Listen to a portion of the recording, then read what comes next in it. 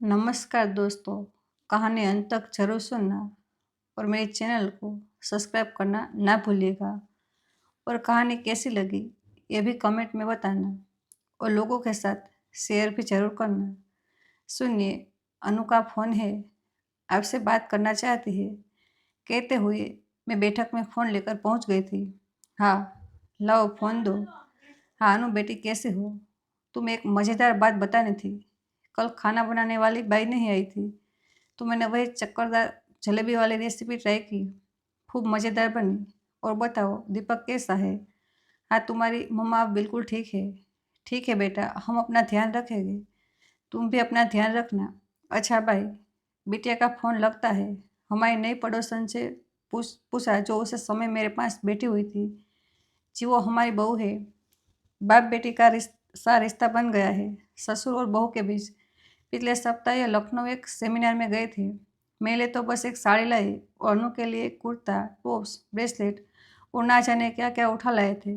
मुझे बेचारी ने तो मुझे को समझा बुझाकर पूरी जिंदगी निकाली थी कि इनकी कोई बहन बेटी नहीं है, तो ये बेचारे लड़कियों की चीज़ें लाना क्या जाने। और अब देखिए कि बहू के लिए क्या कुछ नहीं लाते।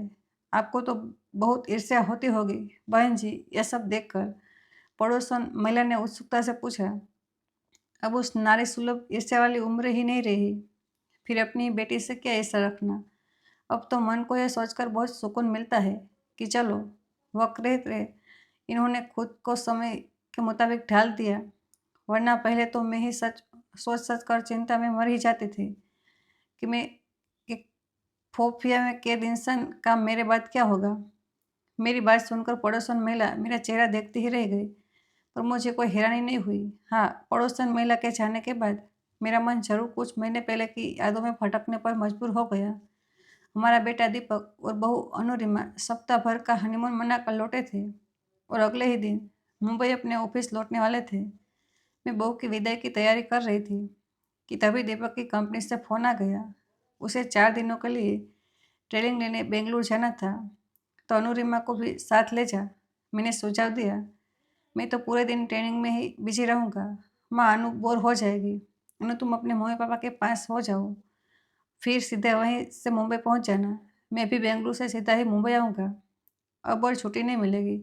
तुम रवाना हो जाओ, मैं अपना मैनेज कर लूँगी। अनु ने जवाब दिया। दीपक चला गया। अब हम अनुरिमा के कार्यक्रम का इंतजार करने लगे, लेकिन यह जानकर हम दोनों ही चौंक पड़े कि अनुरिमा कहीं नहीं जा रही थी। उसका 4 दिन बाद ये से मुंबई की फ्लाइट पकड़ने का इरादा था। 2 दिन तो आने जाने में ही निकल जाएगा। फिर इतने सालों से उनके साथ ही तो रह रही हूँ। अब कुछ दिन आपके साथ रहूँगी, पूरा शहर भी देख लूँगी। बहू के मुंह से ये बात सुनकर मुझे बहुत अच्छा लगा था। सुनिए बहू, जब तक यहाँ है आप शाम को जरा जल्दी आ जाइए तो अच्छा रहेगा। मैंने अपने पति से कहा तो ये रुखे स्वर में बोले, इसमें अच्छा लगने वाली क्या बात है? मैं दोस्तों के संग मौज मस्ती करने या जुआ खेलने के लिए तो नहीं रुकता हूँ। कॉलेज में ढेर सारा काम होता है, इसलिए रुकता हूँ, जानती हूँ। पर अगर बहू शाम को शहर घूमने जाना चाहे तो मेरी बात सुनकर वे बोले, कार घर पर ही है, उसे ड्राइविंग आती है। तुम दोनों जहाँ जाना चाहो चले जाना, चाबी पड़ोस में दे जाना। मनोहर भले ही मना कर गए थे, लेकिन उन्हें शाम को ठीक वक्त पर आया देखकर मेरा चेहरा खुशी से खिल उठा। चलिए बहू को कहीं घुमा लाते हैं। कहाँ चलना चाहोगे बहू? मैंने अनुरमा से पूछा। मुझे तो इस शहर का कोई आइडिया नहीं है मम्मा। बाहर निकलते हैं फिर देख लेंगे। घर से कुछ दूर निकलते ही एक मेला सा लगा। देख अनुरमा, उसके बारे में पूछ बैठी, यहाँ चहल पहल कैसे है? यह दिवाली मेला बहू। मैंने बताया। तो चलिए वहीं चलते हैं। बरसों से मैंने कोई मेला नहीं देखा है। मेले में पहुंचते ही अनुरिमा बच्ची की तरह किलक उठी। मम्मा पापा, मुझे बलून पर निशाना लगाना है, उधर चलते हैं ना? हम दोनों का हाथ पकड़कर वो हमें उधर घसीट ले गए। मैं तो आवाक उसे देखती रह गई। उसका हमारे संग व्यवहार एकदम बेद का फूल था, सरल था, मानो वो अपने मम्मी पापा के संग हो। मुझे तो अच्छा लग रहा था, लेकिन मन ही मन मैं मनोहर से भय खा रही थी कि वे कहीं उस मासूम को छिड़क ना दे। उनकी सख्त मिजाज प्रोफेसर वाले छवि कॉलेज में ही नहीं घर पर भी बनी हुई थी। अनुरिमा को देखकर लग रहा था मानो वो ऐसी कैसी कठोर अनुशासन की छाँव से कभी गुजरी ही ना हो, या गुजरी भी हो तो अपने नाम के अनुरूप उसे एक झोंके से उड़ा देने की काबिलियत रखती है। बेहद खुले और आधुनिक परिवेश में पली बड़ी खुश मिजाज बिदास अनुरिमा का अपने घर में आगमन मुझे ठंडी हवा के झोंके सा एहसास कर रहा था।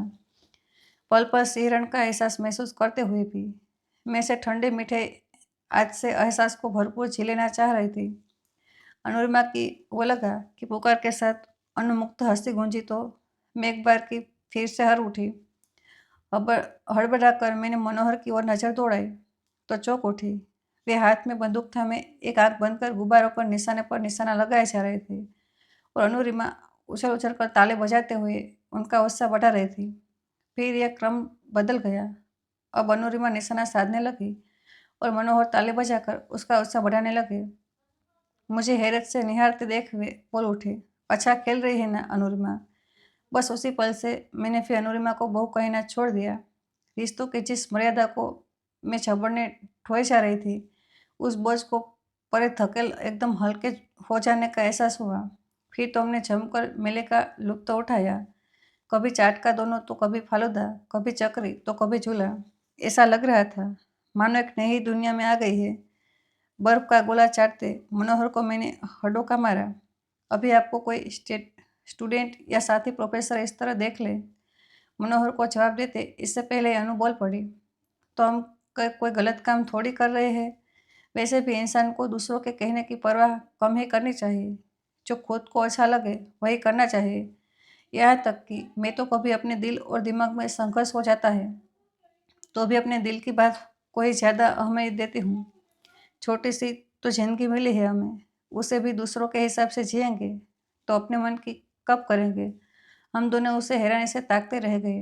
कितनी सीधी सी फिलोसफी है एक सरस जिंदगी जीने की, और हम है कि अनेक दाव पेचों में उसे उलझा कर एकदम नीरस बना डालते हैं। पहला दिन वाकई बड़ी मस्ती से गुजरा। दूसरे दिन हमने उनकी शादी की फिल्म देखने की सोची। 2 बार देख लेने के बावजूद भी हम दोनों का मन नहीं भर रहा था। लेकिन नीनू यह सुनते ही बिदक गई, बोर हो गई। मैं तो अपनी शादी की फिल्म देखते देखते आज हम आपकी शादी की फिल्म देखते हैं। हमारी शादी की पर बेटी हो तो कैसेट में है, चॉइस में नहीं चलती है। मैंने समस्या रखी, लाइए मुझे दीजिए। अनु कैसेट लेकर चली गई और कुछ ही देर में उसकी सीडी बनवा कर ले आई। उसके बाद जितने मजे लेकर उसने हमारी शादी की फिल्म देखी, उतने मज़े से तो हमने भी अपनी शादी की फिल्म नहीं देखी थी। हर रस्म पर उसके मज़ेदार कमेंट्स हाजिर थे। आपको भी ये सब पापड़ बेलने पड़े थे मम्मा, वो हम कब बदलेंगे। वाओ पापा, आप कितने स्लिम और हैंडसम थे। मम्मा आप कितना शर्मा रही थी। सच कहूँ तो फिल्म से ज़्यादा हमने उसकी कमेंट्री को एंजॉय किया, क्योंकि उसमें कहीं कोई बनावटीपन नहीं था। ऐसा लग रहा था कमेंट्स उसकी जुबान से नहीं, दिल से उछल उछल कर आ रहे थे। अगले दिन फिर उसके अगले दिन बिग बाजार। वक्त कैसे गुजर रहा था पता ही नहीं चल रहा था। अगले दिन अनु की फ्लाइट थी। दीपक मुंबई पहुंच चुका था।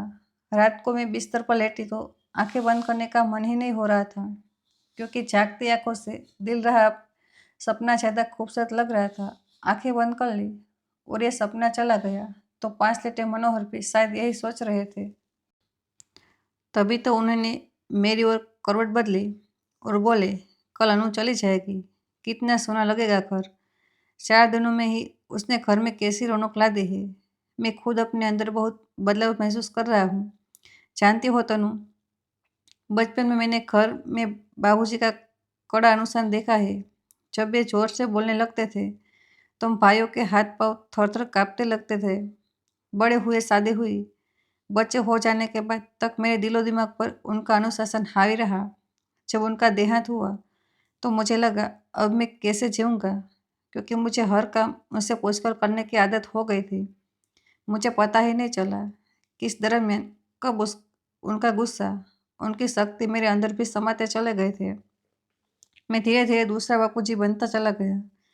जिस तरह बचपन में मेरे बचपन के शौक, निशाने, बाजी, मूवी देखना, यह सब दम तोड़ने चले गए थे, ठीक वैसे ही मैंने दीपक से तुम्हारे सबसे शौक कुचलने की कोशिश की। मुझे इसमें एक अजीब आत्मसंतुष्टि सी मिलती थी। तुम चाहो तो इसे एक मानसिक बीमारी कह सकती हो, पर समस्या बीमारी की नहीं, उसके समाधान की है। अनुरिमा ने जितनी नरमी से मेरे अंदर के सोए हुए शौक जगाए हैं और जितने प्यार से मेरे अंदर के तानसा को घुटने टेक पर मजबूर किया है, मैं उसका एहसानमंद हो गया हूँ। मैं के फोबिया से बाहर निकलकर खुली हवा में सांस ले पा रहा हूँ। सच तो यह है तनु, बंदी से मैंने सिर्फ दीपक और तुम पर ही नहीं लगाई थी, खुद को भी बंदिशों की जंजीरों में जकड़ रखा था। अनु से भले ही ये सब अनजाने में हुआ, क्योंकि उसने मेरा पुराना रूप तो देखा ही नहीं है, लेकिन मैं अपने इस नए रूप से बेहद प्यार करने लगा हूँ। और तुम्हारी आंखों में भी यह प्यार साफ देख सकता हूँ। मैं तो आपसे हमेशा से ही प्यार करती आ रही हूँ। मैंने टोका तो ये बोले, वह रिश्तों की मर्यादा में बंधा प्यार था, जो अक्सर हर पति पत्नी में देखने को मिल जाता है। लेकिन इन दिनों में तुम्हारी आंखों में जो प्यार देख रहा हूँ, वो प्रेमी प्रेमिका वाला प्यार है, जिसकी बात ही अलग है। अच्छा, आप सो जाइए, सवेरे अनु को रवाना करना है। मैंने मनोहर को तो सुला दिया, लेकिन खुश होने से डरने लगी। जागती आंखों से देख रही इस सपने को तो मेरी आंखें कभी नजरों से ओझल नहीं होने देना चाहेगी। शायद मेरी आंखों में अभी कुछ और सपने सजने बाकी थे। सुबह अनु को विदा करने के चक्कर में मैं हर काम जल्दी जल्दी निपटा रही थी। भागते दौड़ते नहाने घुसी तो पाँव फिसल गया और मैं चारों चारों खाने चित जमीन पर गिर पड़ी। पाँव में फ्रैक्चर हो गया था। मनोहर और अनु मुझे लेकर अस्पताल दौड़े। पाँव में पक्का प्लास्टर चढ़ गया। अनु की फ्लाइट का वक्त हो गया था, मगर वह मुझे इस हाल में छोड़कर जाने को तैयार नहीं हो रही थी। उसने दीपक को फ़ोन करके सब हालात बता दिया, साथ ही अपनी टिकट भी कैंसिल करवा दी। मुझे बहुत दुख हो रहा था। मैं दुखी स्वर में बोली, मेरी वजह से सब चौपट हो गया। अब दोबारा टिकट बुक करानी होगी। दीपक अलग परेशान होगा। डॉक्टर दवा वगैरह पर भी कितना खर्च हो गया। सब मेरी जरा सी लापरवाही की वजह से। घर बैठे मुसीबत बुला ली मैंने। अब अपने आप को क्या कोस रही है मम्मा?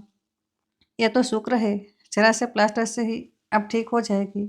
और कुछ हो जाता तो रही बात खर्च की, तो अगर ऐसे वक्त पर भी पैसा खर्च नहीं किया तो फिर वह किस काम का? अगर आपके इलाज में कोई कमी रह जाती, जिसका फल आपको जिंदगी भर भुगतना पड़ता, तो यह पैसा क्या काम आता? हाथ पाँव सलामत है तो इतना पैसा तो हम चुटकियों में कमा लेते मम्मा। उसकी बातों से मेरा मन वाकई बहुत हल्का हो गया। पीढ़ियों की सोच का टकराव कदम कदम पर महसूस कर रही थी। नई पीढ़ी लोगों को कहने की परवाह नहीं करती, अपने दिल की आवाज़ सुनना पसंद करती है। पैसा खर्च करते वक्त वह हम जैसा आगा पीछा नहीं सोचती, क्योंकि वह इतना कमाती है कि खर्च करना अपना हक समझती है। मेरे पर में प्लास्टर चढ़ने के बाद अब घर की बागडोर दो छोड़ी अनाड़ी हाथों में आ गई थी। मनोहर को घर के कामों का कोई खास अनुभव नहीं था। इमरजेंसी में पराठा खिचड़ी वगैरह बना लेते थे। उधर अनु भी पहले पढ़ाई और फिर नौकरी में लग जाने के कारण ज़्यादा कुछ बनाना नहीं जानती थी। पर इधर 4 दिन से मेरे साथ रसोई में लगने से उसे दाल शक्कर के डब्बे तो पता चले ही थे, साथ ही सब्जी पुलाव आदि में भी थोड़े थोड़े हाथ चलने लगे गए थे। वरना रसोई की उसकी दुनिया भी मैगी, पास्ता और कॉफ़ी तक ही सीमित थी। मुझसे पूछ कर दोनों ने 2 दिन पेट भरने लायक पका ही लिया था।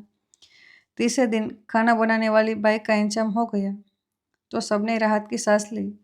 लेकिन इन 2 दिनों में ये दोनों ने रसोई को अच्छी खासी प्रयोगशाला बना डाला था। अब जब तक फ़ोन पर उन प्रयोगों को याद कर हम सब हंसी दे दोहरे होते रहते। तीसरे दिन दीपक भी आ गया था। 2 दिन और रुक कर वे दोनों चले गए थे। उनकी विदाई का दृश्य याद करके आंखें अभी छलक उठती है। दीपक तो पहले पढ़ाई करते हुए फिर नौकरी लग जाने पर अवसर आता जाता रहता है, पर विदाई के दर्द की जो तेज लहर हम उस वक्त महसूस कर रहे थे, वो पिछले सब अनुभवों से जुदा थी। ऐसा लग रहा था कि बेटी विदा होकर बाबुल की दहलीज लाकर दूर देश जा रही है। अनु की जुबान पर भी यह बात आ गई थी। विदाई के ऐसे मीठे दर्द की कसक एक बार तब उठी थी जब कुछ दिन पहले अपने मायके से विदा हुई थी। तब एहसास भी नहीं था कि हम इतने कम अंतराल में ऐसा मीठा दर्द दोबारा चढ़ना पड़ जाएगा। ये सुनकर पहली बार मुझे पीढ़ियों की सोच टकराती नहीं, हाथ मिलाती महसूस हो रही थी।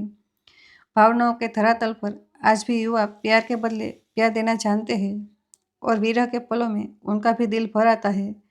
अनु चली गई, लेकिन अब ठंडी हवा का हर झोंका घर में उसकी मौजूदगी का आभास कर जाता था।